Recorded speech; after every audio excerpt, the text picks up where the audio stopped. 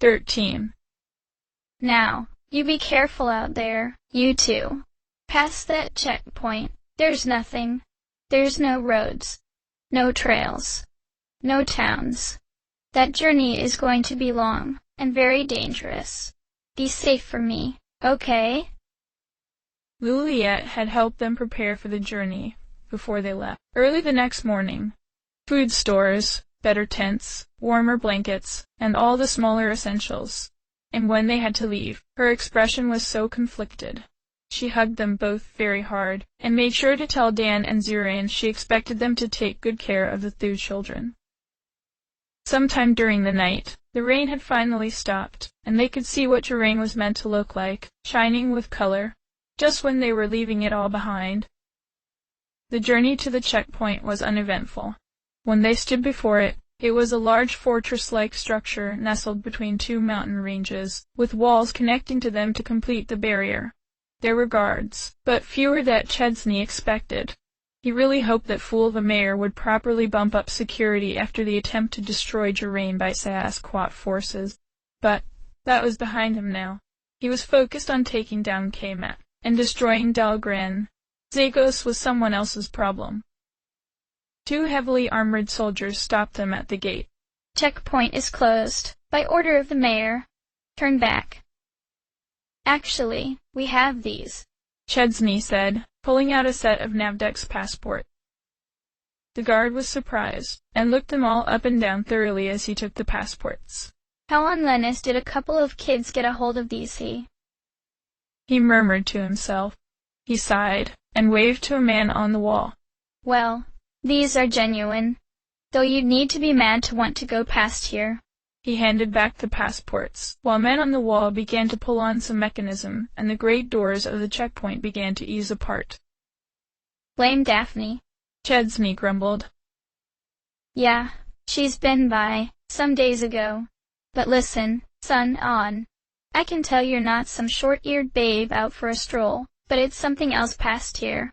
The creatures you'll find are absolutely savage. They're not afraid of people, like the ones around here.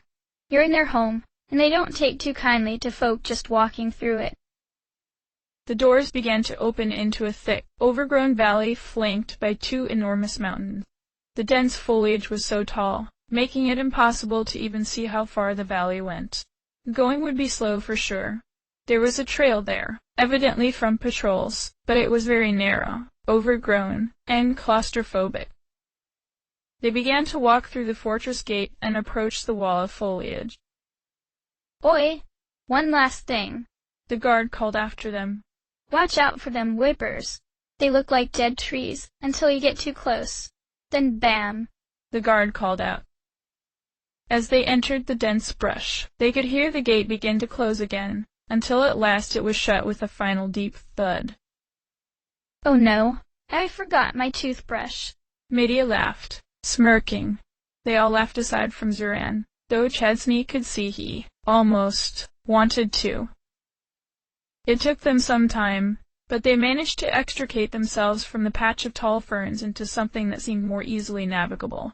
They could finally see more of their surrounding, and plan a route. The valley was long, and went north for quite a distance before turning to the west and beyond sight. They even brought up the map and traced the route they would have to traverse.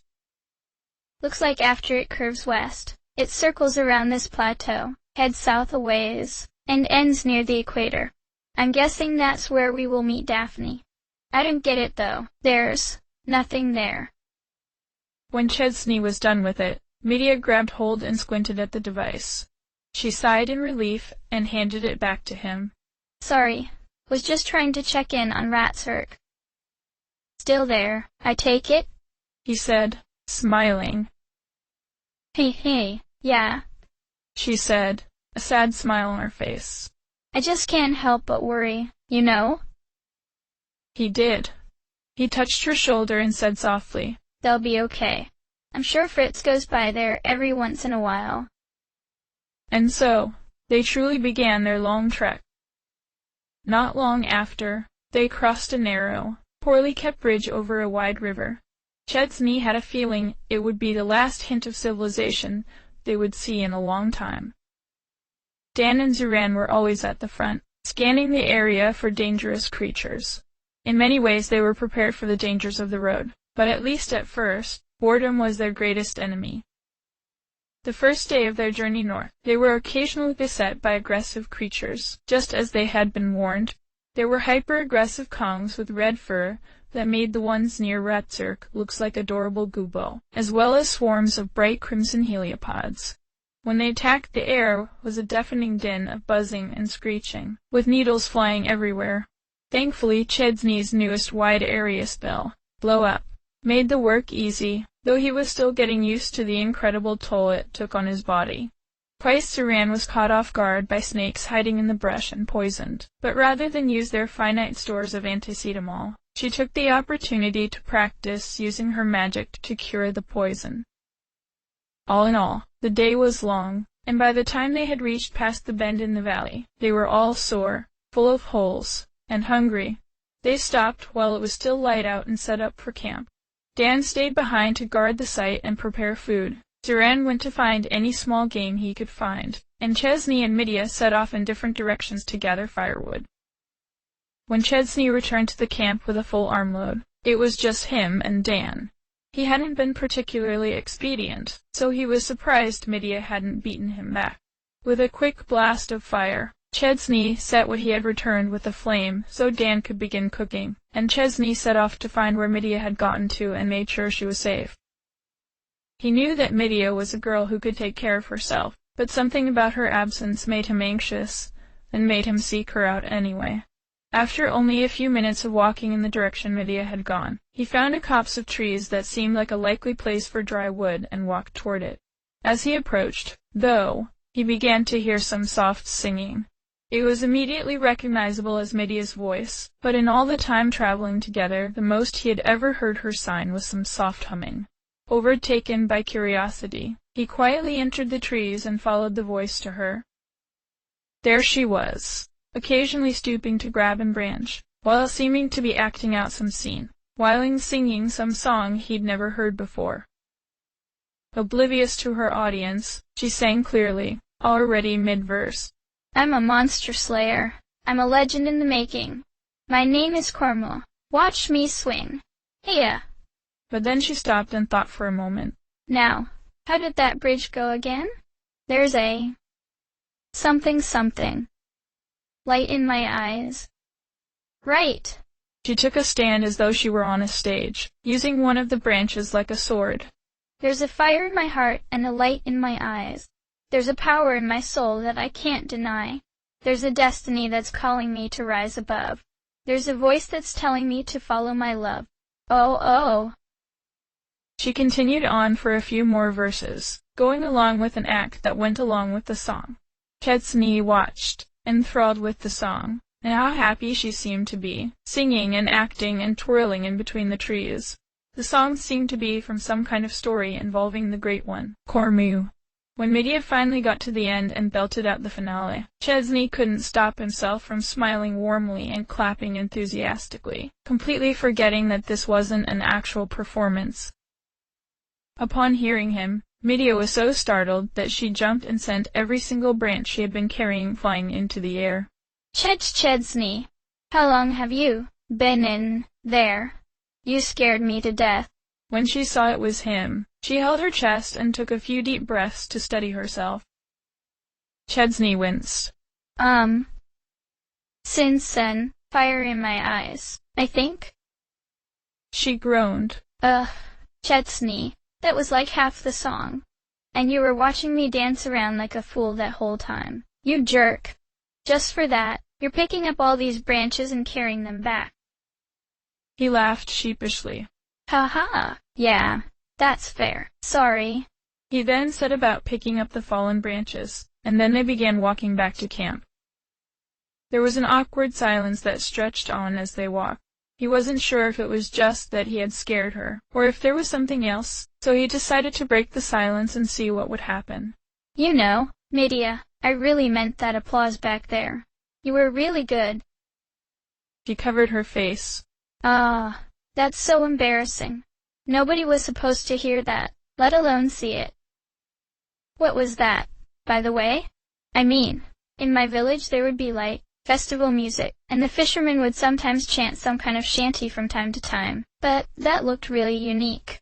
I've never seen anything like it. She uncovered her face and showed him a shocked expression. Wait, really? He nodded. Well, it's something called a play. A musical play, to be more precise.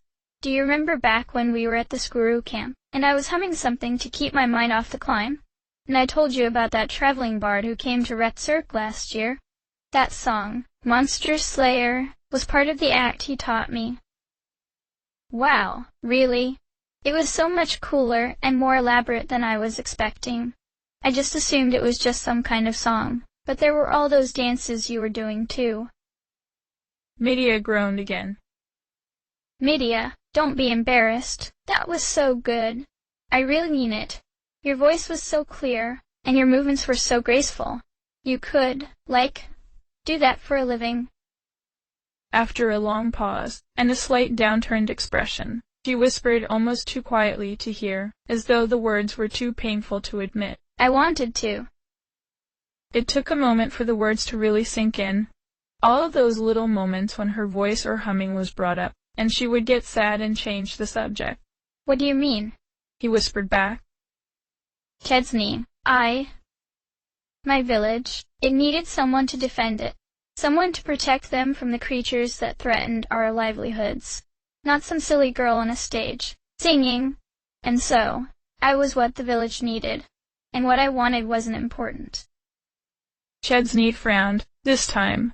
It's not silly. What? What you wanted to do. That's not being silly. People need happiness, just as much as they need protection. And you, too. You deserve to do what makes you happy. Not just what people expect of you. She didn't respond. Not for a while, at least. Chesney wondered if he should say something else, or maybe he had said too much.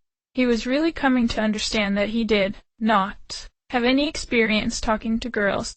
Before he got to the school, the girls in his village were still gross and annoying when they would all play together. And then there was Samsa, and the other girls there, and that had just been confusing. Eventually, she just smiled and said, Thanks for saying that. It was really nice to hear. Were there more songs? I kinda want to know how that whole story went, now. He asked, just before getting to camp. She just snuffed a laugh and shook her head. We'll see.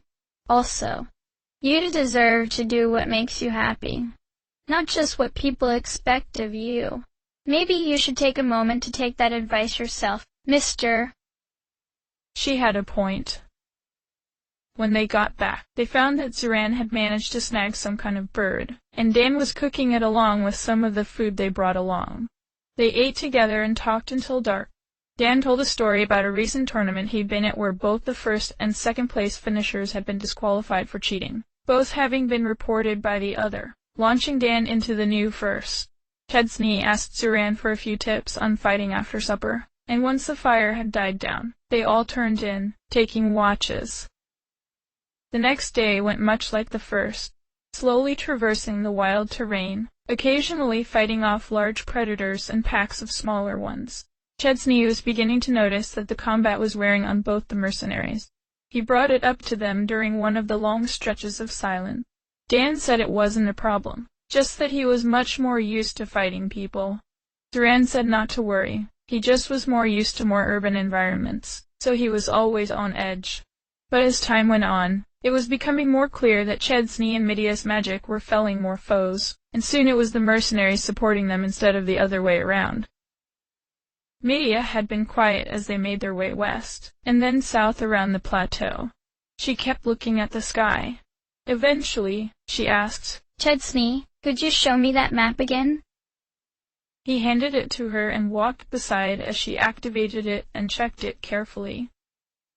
What's up? Do you think we're lost? He asked. She shook her head, still focused on the display. Soon, she said, Everyone said there were no settlements out here, right? Thinking back, yes, Luliette had said so, and the guard too. He nodded. and watched her. She pointed to something on the map. Then, what is that? There, under her finger, was a little red blinking dot, east of them, on that plateau they were circling around. I don't know. Maybe there used to be one, way back when? He asked, while looking over the map carefully himself. No. Remember? This map is live. And see that? She pointed to the sky, at a thin cloud. Those are from cook fires. And see, on the map, they lead right back to the dot. Chesney stopped, and everyone stopped with him. He regarded the display, and looked at the sky. Everything seemed to point to there being a town or settlement there, high up on the plateau. Why didn't anyone know about it, though? Medea asked. Do you think we should check it out? We have to. Daphne could be there. Plus, I'm really curious about what a place like that could be doing out in the middle of nowhere, where nobody even knows it exists.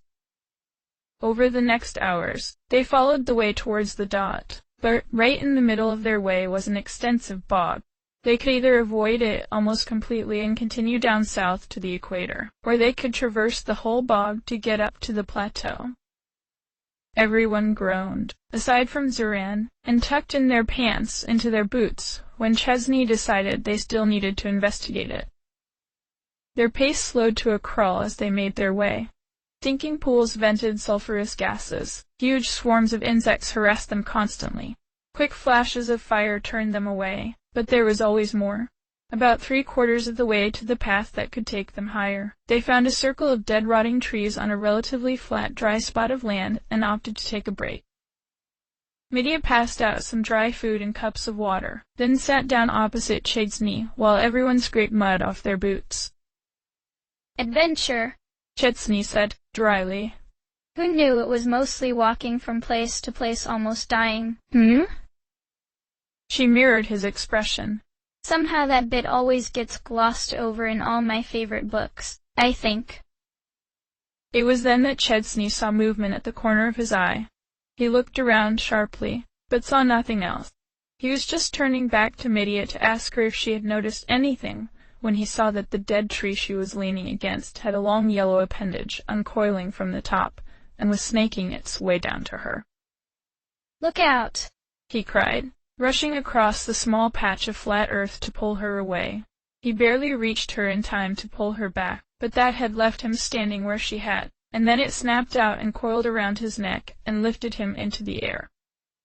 Chesney! She cried. She didn't notice another tree, the one he had been leaning on, was now doing the same thing. Be behind! He managed to choke out, kicking and holding onto it to keep from letting himself be hanged.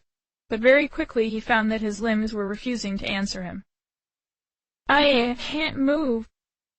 The thing whipped him to the ground and knocked the wind out of him, before dropping him and reaching for one of the others. From his vantage point, he couldn't see much, only hear yelling and the sounds of combat. At one point he saw Dan being thrown a full 20 feet in the air and thankfully landing in a pool of muck rather than the hard ground. Medea appeared in his field of vision, pressed a hand to his body, and suddenly his limbs would move again. Sorry I couldn't get this close until now. Thank goodness I can cure paralysis, he said. Go find Dan, make sure he's okay. I'll deal with these guys. Chesney grunted as he managed to get to his feet. He joined Zuran, who was easily staying out of the reach of the trees, and striking back with precision throws of his boomerang. I take it these are those whippers, he said in his usual monotone. Yeah, I'm thinking. On 3, I want you to dive to the ground. You got it, kid. Chesney concentrated and channeled his life into power once more, felt it bubble inside him, yearning to break free, until it was at its breaking point. 1, 2, 3, he cried.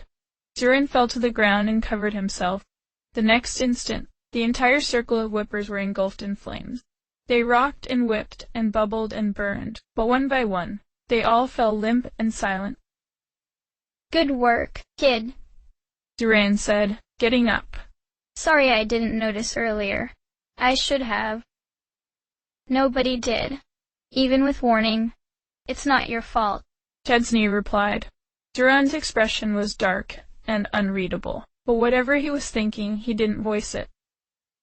Dan had been fine, and only Chesney had been paralyzed, but Dan complained that he wasn't able to do much with just his martial arts against them.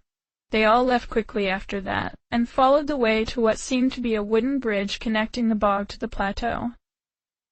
Everyone was fairly miserable from having to traverse the bog, but seeing that the path past the bridge was clear and easily traversable, it perked them up somewhat. This bridge is well maintained, Duran noted. Has to be a settlement past here. Well, I sure hope so, Chesney said, looking down at his clothes. I can't take much more of all this mud. Dan seemed especially weary. His clothes were probably the dirtiest of them all, having been thrown into the mud from the whipper. Yes, I don't believe I've ever been this filthy in my life. Medea laughed. Oh, you should see how bad Retzer gets when all the gubos start the rutting season. All the fields get trampled up so bad, the whole town gets covered in mud and dust. One year, I had a rock sitting in my ponytail for a whole week before I noticed it. It was that bad. They came up onto the top of the plateau, and there it was. Not some small settlement, but an actual town. How on Lennis did the map know about this place? Chesney wondered aloud. None could fathom a guess. Well, right now, all I care about is a dry bed and a warm bath. Come on, I'll race you, Medea said, laughing, before taking off. Chesney grinned and ran after her. You're on. The adults groaned and tried to keep up to the laughing teenagers racing to the front gates of the town. They reached the town out of breath, and a simple guard leaned against one of the posts and watched as they approached. Chesney looked at her and tilted his head in confusion. He wasn't actually sure what she was. She seemed Laffrey from a distance, but there was something different about her ears and hair that he couldn't quite put his finger on. The guard raised an eyebrow and called out to them. Well now, don't get folks round these parts too often.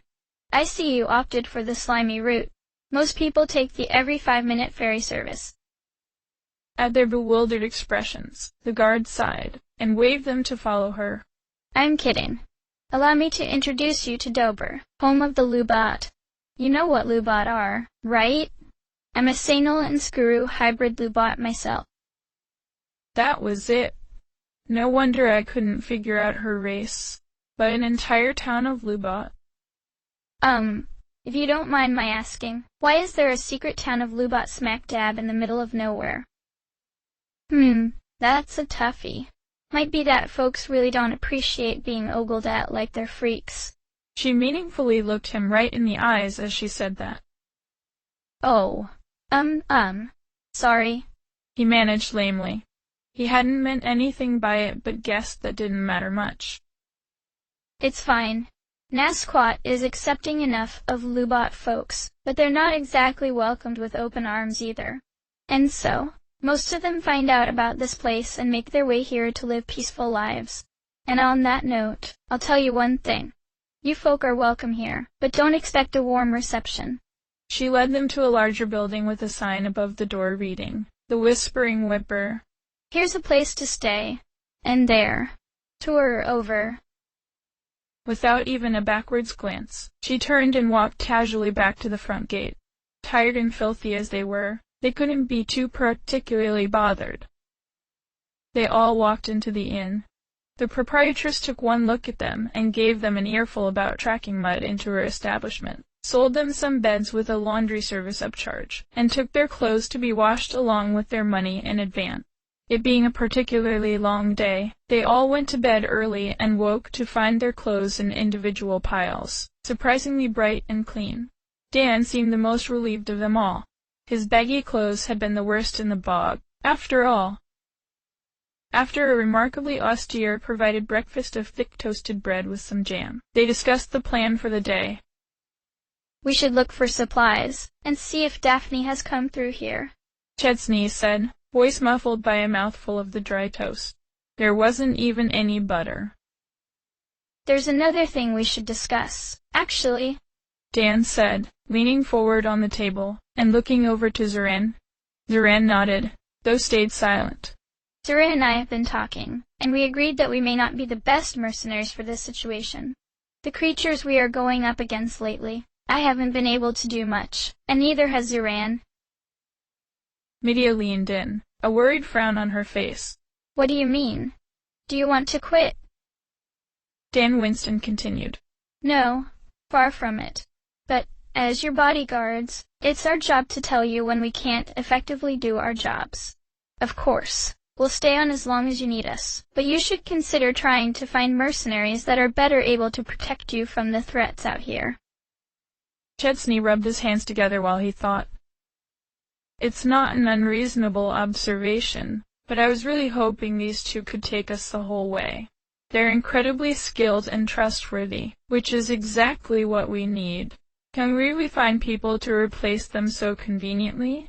But, at the same time, if I keep taking them into dangerous situations they aren't prepared to deal with, that's not fair to them either.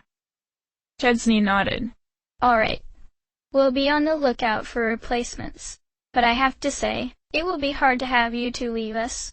You've helped us more than anyone else on this journey so far. Never forget that. With that, the party left the inn with fresh clothes and fresh minds, looking to resupply, and if possible, recruit. Most of the townsfolk either paid them no mind, or actively shunned them. The kids of the village were an exception, though. They seemed to have no end of questions. Chesney marveled at the town.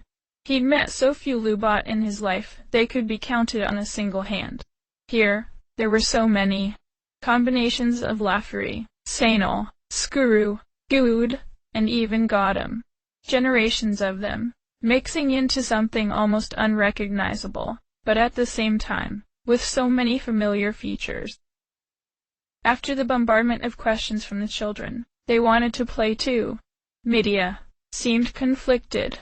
Chesney smiled and nodded at her, and so they ran off to show her some of the games they liked to play. Without his realizing it, the woman from the gate was beside him. Not so different, right? We all just want to live our lives in peace, just like anyone. Love has no boundaries.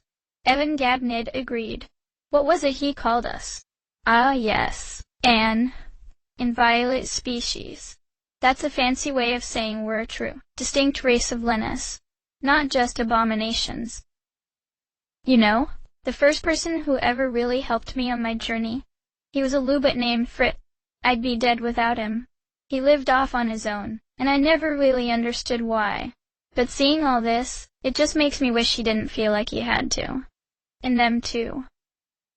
She smirked lazily and shrugged. Well, it could be a lot worse. I hear things are really bad for Lubot down in Sayasquat. Some crackpot named Zagos, or something or other. Not a big fan. He cleared his throat. Yeah. Not just him, but everything is crazy these days. That's what I'm worried about. We've had a lot of new residents come lately. They tell us there's some big changes going on in the world. The animals have gone crazy. Volcanoes are erupting. Huge never-ending storms. It kind of feels like the end, you know? Chesney strongly resisted the urge to say, I'm working on it. Well, anyway, it's dangerous out here, kid. Stay safe, okay? She patted his arm and walked back to her post. Not long after, Medea reappeared out of breath. Ooh, those kids have way too much energy. Let's get moving on to the store before they get any more crazy ideas about me. Ah, they like you. Chesney chuckled. They walked to what appeared to be a blacksmith and general store. There was a shopkeeper girl who saw them and stopped reading a well-worn book. Hey, welcome to Dober. Have a look around. Let me know if you need something. We've got good stuff, and we're the only game in town. They walked the aisles, finding some slightly better equipment, but nothing that really jumped out at them as a necessary upgrade. They sold off the spoils of their battles to buy the few sundries they'd used up on the way here instead. The rest of the town seemed to just be people's homes. Medea put her hands on her hips. There's not much else here. I expected at least a spiritualist temple somewhere, but I guess even they couldn't make it all the way out here. I'm more confused that there's no tavern. Every town has a tavern. Medea scrunched her eyebrows together and looked around. Huh. Yeah, you're right. Why isn't there one? I have a hard time believing that lady at the gate doesn't drink. Chesney barked a laugh. I think you're right about that. Say, what's that building there? He pointed at something that looked almost like a house, but it was as big as a store. Something about it seemed off. Getting closer, there was an open sign, but no actual sign saying what it was for. Curious, they entered to find a grumpy-looking Goodlubot and a lot of empty shelves. We're closed. Buzz off. Medea crossed her arms. But the sign says... I know what it says. You want to buy something? Go somewhere else. Buzz off. Okay. Jeez. Medea growled, stomping out of the store. How rude can you get? What a jerk. Chesney nodded. Yeah, that was totally unnecessary. I guess that's what the lady meant when she said not to expect a warm welcome. Something still seems weird about that place, though. Why have all those empty shelves? Even if a local came in, there was nothing to buy. While he was thinking on that, a tired-looking Laffery and Goodlubot woman found him outside the shop. Excuse me, but you are the travelers that came yesterday. Yes. Yes, we are. Is something the matter? The woman seemed beside herself. She was wringing her hands, and unable to maintain eye contact for long. It's just that, my son, he is sick with a poison. And there are so few resources out here, no doctors, and hardly any visitors. I was praying you might have come with a bottle of anticetamol, perhaps? Chesney unhooked it from his belt. You mean, one of these? Upon seeing the bottle, she almost seemed on the verge of breaking down entirely. Oh, I dare not even hope. Please, could you give some to my poor son? Medea smiled warmly. Of course we would, ma'am. Lead on. She led them toward the simple home at the back of the village, looking back at them almost as if to reassure herself that they were still there, and she hadn't imagined them. Inside, the home was a mess. Dishes piled up in the kitchen. Days of clothes to wash piled up by the door. The only clean spot was the area around a small bed, upon which a small boy lay. His skin was gray, and terribly cold, despite a mountain of blanket. Chesney handed the woman one of the 9 pills that were in the bottle, and she gently cradled her son's neck to give him the pill and a sip of water to wash it down with.